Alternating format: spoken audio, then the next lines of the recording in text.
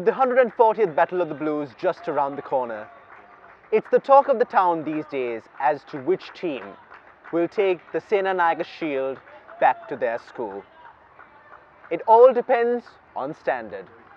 And who better to talk about standard than the coach of the first 11 cricket team of Royal College himself, although that introduction isn't good enough at all to describe this individual.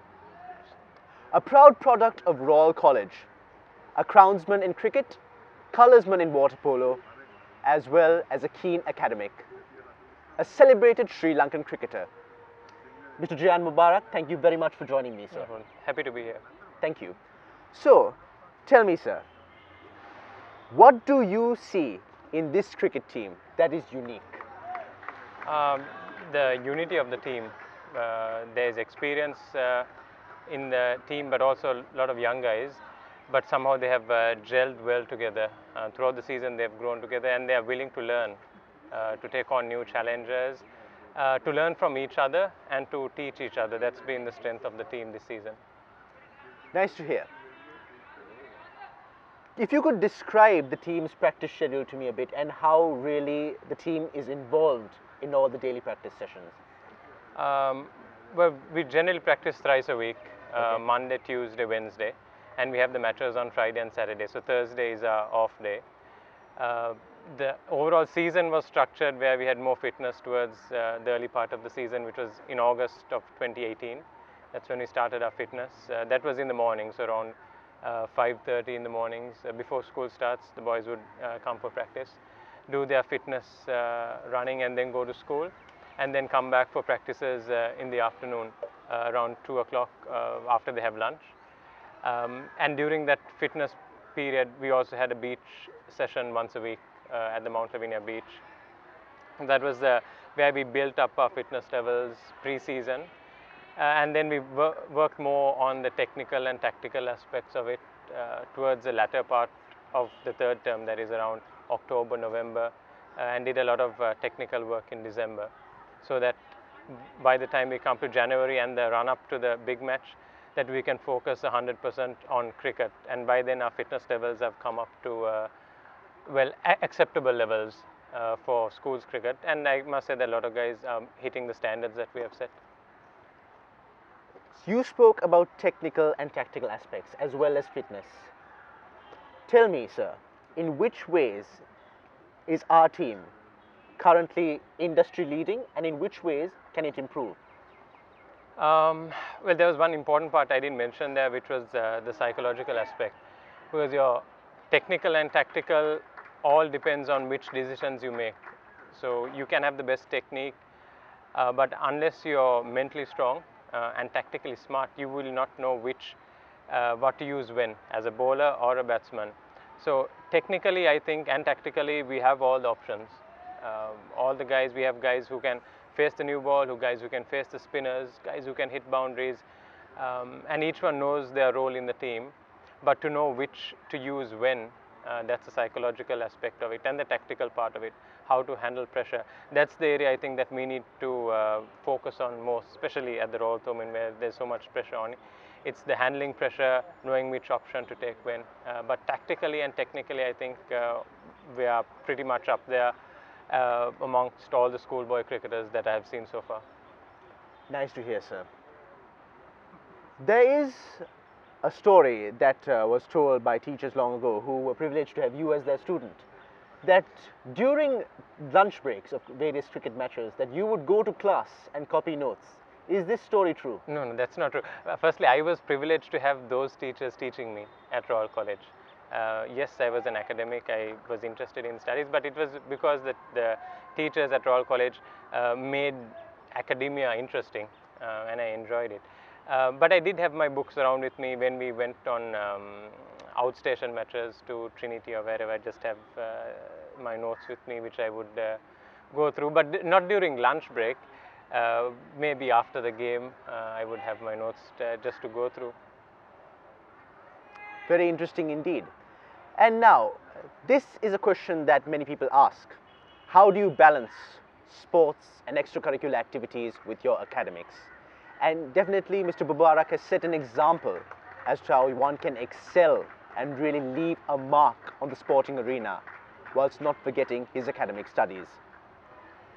Sir, as a former Sri Lankan cricketer and as well as a water polo player, if I'm not mistaken, how has all those experiences combined together to give you a proper method of leading this team?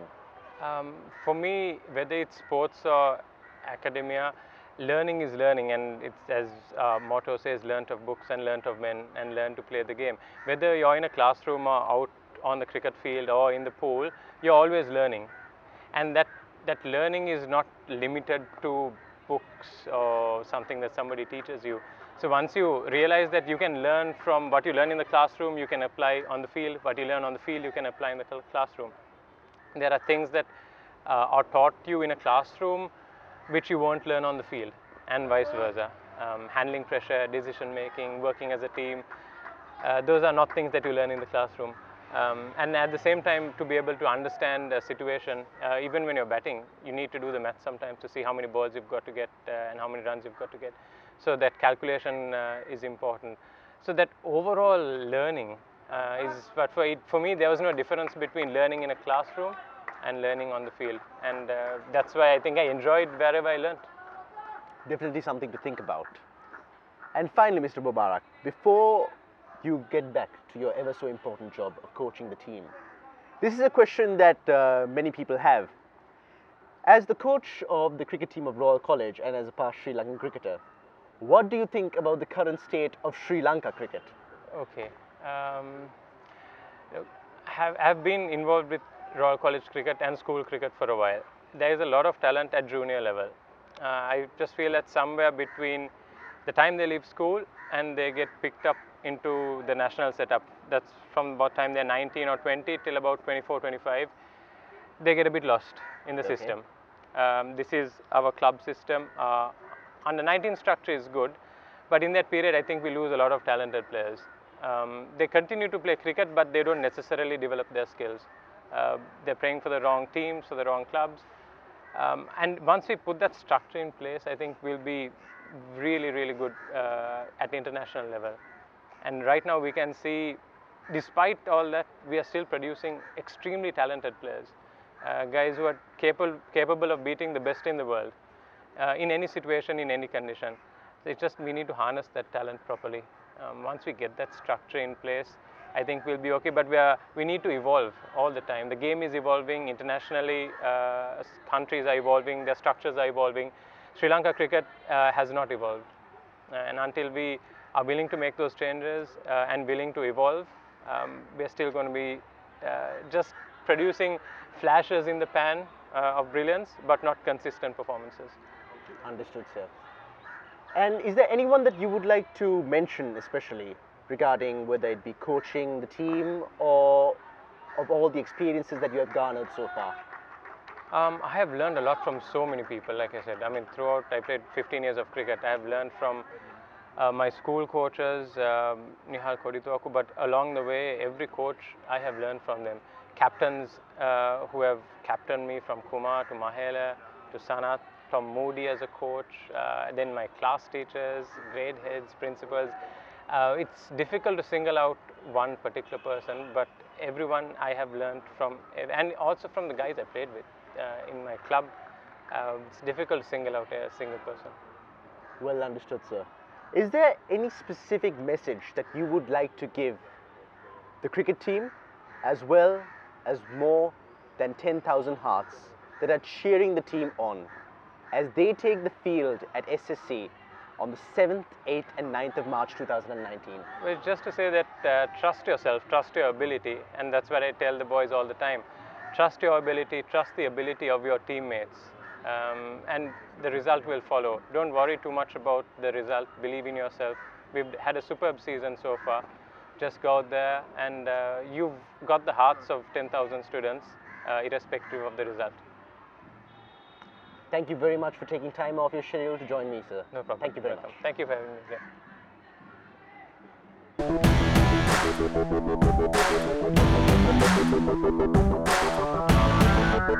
here.